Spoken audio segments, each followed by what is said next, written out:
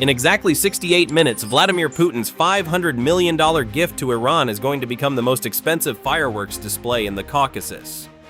While the Kremlin thinks the International North-South Transport Corridor is a safe inland sanctuary, a 18-foot-long Ukrainian Beaver mother drone is currently skimming the jagged foothills of the Caucasus Mountains at an altitude of just 50 feet.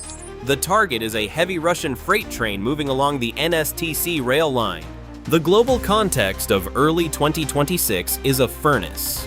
The United States and Israel are currently midway through Operation Epic Fury, a massive aerial campaign against Iran's military infrastructure. To save his friend, Putin has authorized a massive shipment of 9K333 Verba MANPADS, a $589 million package consisting of 500 launchers and 2,500 highly sophisticated missiles. This rail line is Russia's domestic backdoor to Iran, a logistical artery that was supposed to be untouchable. But the Ukrainian HUR intelligence doesn't believe in untouchable. The Beaver mother drone has been lying in wait for 2 days, positioned perfectly based on pinpoint intelligence. Through the drone's nose camera, the massive Russian train finally resolves on the horizon, its flatbed cars loaded with reinforced crates of Verba missiles. 3:15 hours. The Caucasus Mountains are a cathedral of jagged rock and freezing mist, and the 18-foot-long Beaver mother drone is currently dancing through its shadows. It is maintaining a flight profile just 50 feet above the Dagestan forest floor, moving at a steady 120 miles per hour. This isn't just a flight, it's a high-stakes masquerade. The onboard AI is running a civilian mimicry algorithm, mimicking the slow, predictable trajectory of a commercial railway inspection drone. To any Russian long-range radar station in the sector, the Beaver is just another boring piece of industrial infrastructure, not a 600-mile-per-hour threat. This isn't a random encounter. Based on pinpoint intelligence from the Ukrainian HUR, the mother drone has been loitering in a radar shadow for the past 48 hours, waiting for the exact vibration of the tracks that signals the arrival of the Verba shipment. In the secret command center, the operator watches the thermal feed as the massive freight train crawls along the International North-South Transport Corridor. His palms are soaked in sweat despite the 68-degree Fahrenheit room, but his eyes remain fixed on the moving target. The math of the approach is a battle against geography. The drone is fighting unpredictable mountain wind shear that tries to slam the airframe into the canyon walls with every gust. The operator is playing a lethal game of chicken with the terrain, staying low enough to hide under the S-400 radar floor, but high enough to keep the sensitive fiber-optic FPV drones attached to the belly from vibrating loose. The Beaver mother drone is essentially a high-tech carrier for its child drones, fiber-optic linked assassins that don't care about Russian electronic warfare. The train is now exactly 10 miles from the kill zone, moving toward the Azerbaijani border with nearly $600 million in cargo. The Uber for missiles has just entered the final mile of its delivery route, and the no refunds policy is about to be enforced. The infiltration is holding, but the confrontation is seconds away. 03:25 hours. As the Beaver mother drone closes within 10 miles of the rail line, the Tor-M2 mobile surface-to-air missile system positioned on a reinforced flatbed escort car surges to life. Its engagement radar mast begins a frantic 60 RPM rotation, cutting through the mountain mist. On the Ukrainian operator's screen, a bright red threat lock icon begins to pulse. The blind giant has finally felt a fly on its neck. The Russian response is a display of high-stakes panic. Emergency sirens begin to wail across the 1.5-mile-long freight train, echoing off the canyon walls.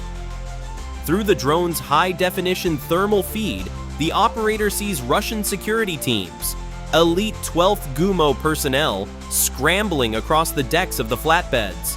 In a moment of supreme dramatic irony, they are frantically ripping open the very crates they are supposed to be protecting, pulling out 9 K333 Verba launchers to defend the shipment with the shipment itself. Then, the heavy hardware speaks. A 9M331 missile erupts from the Tor-M2's vertical launch cell in a plume of white-hot fire, accelerating to Mach-2.8 in less than 3 seconds. Simultaneously, the escort commander activates the Krasuka 4 electronic warfare suite. This is a truck-mounted sledgehammer designed to turn the radio spectrum into a digital graveyard. It pumps out 10 kilowatts of high-intensity white noise across the 2.4 and 5.8 gigahertz bands, intended to sever the link between any drone and its pilot. In the Ukrainian bunker, the primary radio telemetry begins to dissolve into a sea of gray static. The signal fading warning flashes across the HUD. To any standard drone unit, this would be the end of the mission, a 300-mile flight ending in a total blackout. But the Russian operators sweating over their Krasuka consoles have no idea they are trying to jam a signal that isn't using the air. While the Tor-M2 tracks the mother drone's massive radar cross-section, the real assassins are still tucked under its belly, waiting for the mother to finish her job. The Kremlin is fighting a 20th century radio war, completely oblivious to the fact that Ukraine has already stopped playing by those rules. The invincible electronic shield is up, but the ghost rail is already in the tunnel. 0330 hours.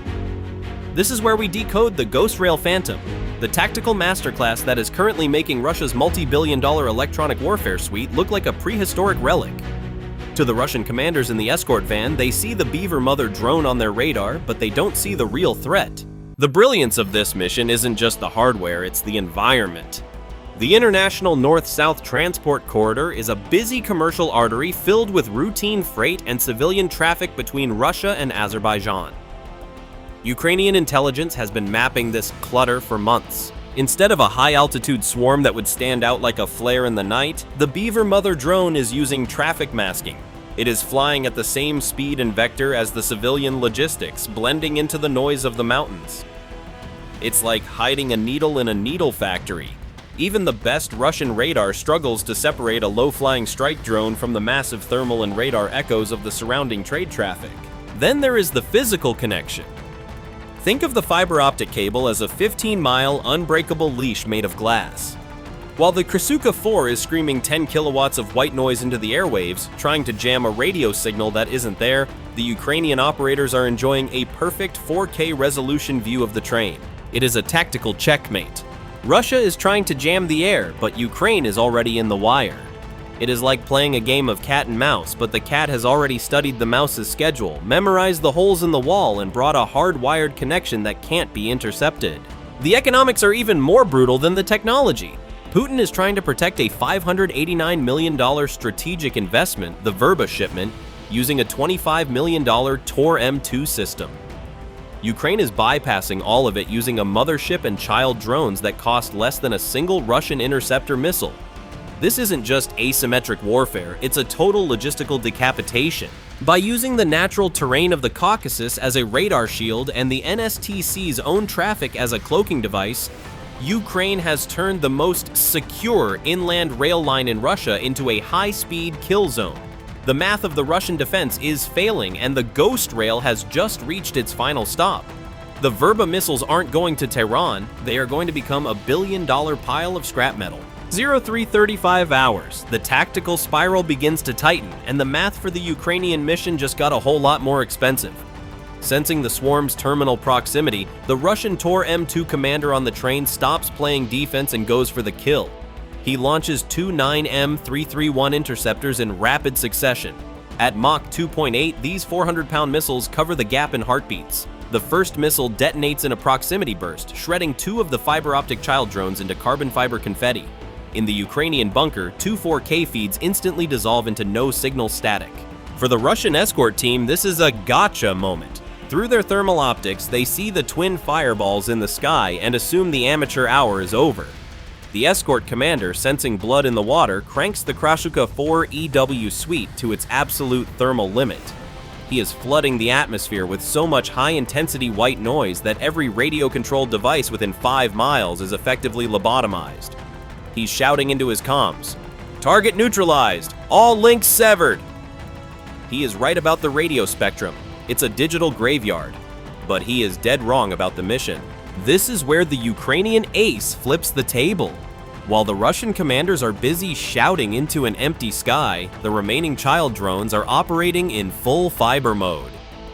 The micro-thin glass threads trailing behind them are carrying control data at 1.5 gigabits per second, completely indifferent to the 10 kilowatts of Russian jamming. It is a tactical masterclass in dramatic irony. The Russians are celebrating a victory over a radio link that Ukraine isn't even using. It's like trying to block a private landline conversation by using a megaphone in the street. It accomplishes exactly nothing. But physics doesn't give out free lunches. As the drones zigzag through the mountain canyons to avoid the Tor-M2's line of sight, a sudden 45-mile-per-hour mountain gust slams into the valley. One drone is thrown toward a jagged rock outcrop, and the fiber-optic cable snags. In the bunker, the tension warning flashes a violent red on the operator's HUD. If that line snaps, the drone becomes a 12-pound paperweight. The operator doesn't panic. He executes an AI-assisted vector correction to slacken the line, while simultaneously the 18-foot Beaver mother drone detects the tension and releases 2 more backup children from her belly racks. It is a seamless, autonomous swarm handover that happens in milliseconds. The Russian 12th Gumo soldiers are literally cheering on the flatbeds, thinking they've won the electronic war, while a fresh wave of glass-leashed assassins is already banking around the final ridge.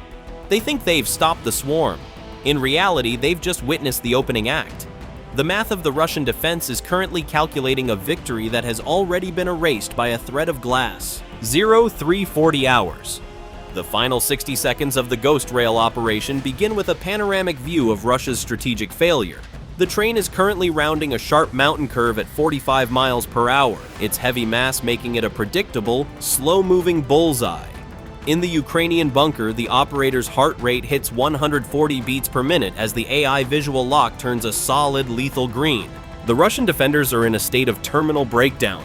The Tor-M2 has exhausted its missile racks on the decoys, and its turrets are spinning frantically, trying to find a target that isn't on the radar. On the decks, Russian 12th Gumo soldiers are firing AK-74s and light machine guns into the dark, their green tracers arcing uselessly into the forest. 0342 hours. The Ukrainian operator squeezes the trigger and the 4 FPV drones impact the central Verba storage cars in a synchronized choreography of fire. This isn't just an explosion, it is a masterclass in kinetic and chemical sympathetic detonation. An initial shockwave of 300 pounds per square inch. This pressure treats the reinforced transport cases like wet cardboard. But the real devastation comes from the 2,500 Verba missiles themselves.